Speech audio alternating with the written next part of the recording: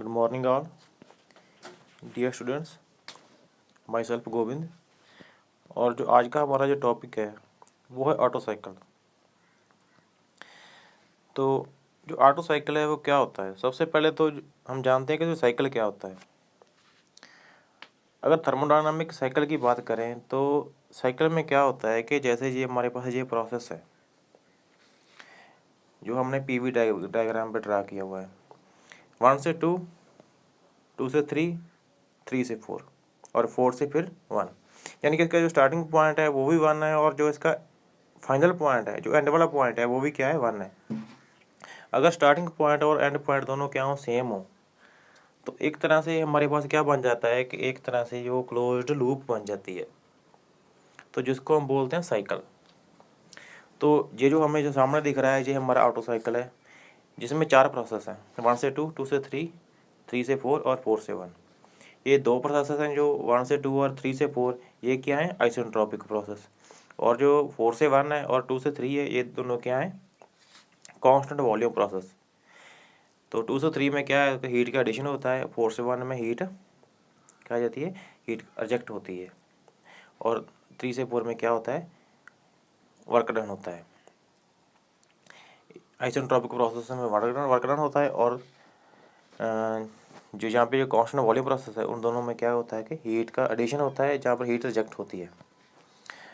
तो इसी प्रोसेस को अगर हम टीएस डायग्राम यानी कि टेम्परेचर एंट्रोपी डायग्राम पे ड्रा करें, तो जो 1 से 2 है जो आइसेंट्रोपिक प्रोसेस है, जिसमें ये क्या रहता है कि कांस्टेंट एंट्रोपी प्रोसेस है, और 2 से 3 क्या है, कांस्टेंट वॉल्यूम प्रोसेस है, जिसमें हीट ऐड होती है, और 3 से 4 फिर क्या आ गया, आइसेंट्रोपिक प्रोसेस आ गया, और 4 से 1 क्या आ गया, फिर कांस्टेंट वॉल्यूम प्रोसेस आ गया, जिसमें क्या होता है कि हीट रिजेक्ट होती है।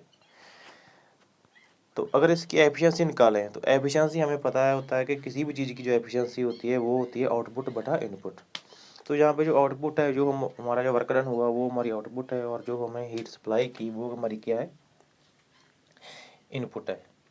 तो अगर हम वर्क डन की बात करें तो वर्क डन को हम ऐसे भी लिख सकते हैं कि हमने हीट सप्लाई की, उसमें कुछ ना कुछ उसने वर्क कर दिया, और बाकी क्या कर दिया, हीट रिजेक्ट कर दी, यानी कि Q in minus Q out. जैसे मान हमने हमने 100 किलो जूल हीट सप्लाई की, उसमें से उसने क्या किया, 70 किलो जूल को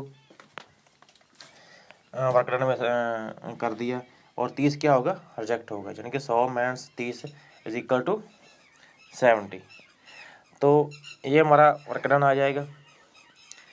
तो अब ये मैंने क्या करना है कि जो हीट रिजेक्ट की है और हीट हमने सप्लाई की है, दोनों का हमने रिलेशन निकालना है टेम्परेचर के साथ। तो अगर फर्स्ट लॉ ऑफ थर्मोडायनामिक की बात करें तो उसमें क्या होता है कि हम सीधे यहाँ पे आते हैं कि जो हीट हमने सप्लाई की है वो होती है mCv T3 minus T2। Cv क्या है, specific heat at constant volume, m यहाँ पे क्या है, मास, और T3 माइनस T2। ये स्टेज 3 और 2 के जो टेम्परेचर हैं, जो टेम्परेचर चेंज आया जब हमने क्या किया, हीट को सप्लाई की। अगर हम हीट रिजेक्ट की बात करें तो जो हीट रिजेक्ट हुआ है, जो हीट हमारे पास रिजेक्ट हुआ है, जो हीट सप्लाई कर रहे हैं उसको हमने पॉजिटिव लिखा, और जो हीट हम रिजेक्ट किया जा रहा है वो हम लिखेंगे नेगेटिव। तो जो हीट रिजेक्ट किया वो है mCv T1 माइनस T4, क्योंकि हीट रिजेक्ट हुआ है वो कहाँ से हुआ है, 4 से 1 प्रोसेस में हुआ है। तो ये हमारे पास हीट रिजेक्ट का हमारे पास ये टेम्परेचर के साथ रिलेशन आ गया। तो इन दोनों को हम यहाँ पे पुट करेंगे, इन दोनों की वैल्यू यहाँ पे पुट करेंगे तो हमारे पास ये आ जाएगा क्यू क्यू आउट और क्यू इन, दोनों का हमने क्या किया, यहाँ पे वैल्यू पुट कर दी। तो ये हमारा क्या आ गया, हमारे पास एक रिलेशन आ गया एफिशिएंसी का। ठीक है, तो इसी को हम आगे थोड़ा और इस फॉर्मूले को छोटा करते हैं। तो जैसे कि हमारे पास जो आइसेंट्रोपिक प्रोसेस है, तो आइसेंट्रोपिक प्रोसेस का जो रिलेशन होता है वो ये होता है टेम्परेचर और वॉल्यूम का। T2 minus T1 is equal to V1 बटा V2 K माइनस 1। किसी बुक में ये K लिखा है, किसी बुक में इसको N लिखा होता है। और ये दोनों टाइम प्रोसेस है जो 1 से 2 और 3 से 4, उन दोनों का हमारे पास क्या आ गया, ये उनका रिलेशन आ गया। तो यहाँ से हम देखें जो T2/T1 is equal to T3/T4, तो यहाँ पे दोनों क्या आ गए, इक्वल आ गए, यानी कि T4/T1 is equal to T3/T2।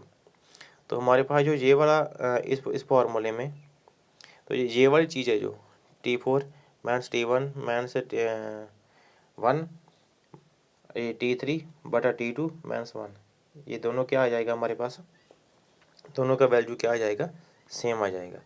तो हमारे पास जो एंड पे जाके जो अगर इन दोनों का वैल्यू सेम आ गया तो ये दोनों क्या है, 1 के इक्वल हो जाएंगे। और हमारे पास जो ऑटो साइकिल की एफिशिएंसी है वो हो जाएगा 1 माइनस T1/T2। और नीचे क्या लिखा है कि ये क्या है, कार्नोट एफिशिएंसी का जो हमारे पास जो रिलेशन था तो वो भी यही होता है। तो ये हमारे पास ऑटो साइकिल का क्या आ गया, एफिशिएंसी।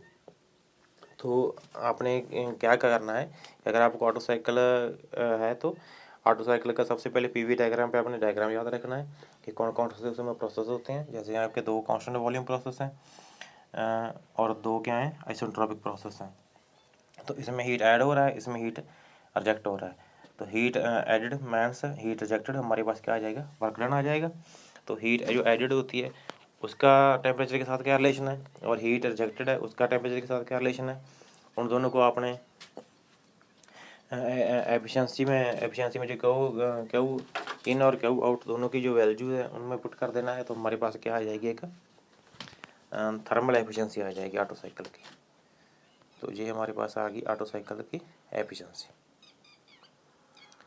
1 minus T1/T2।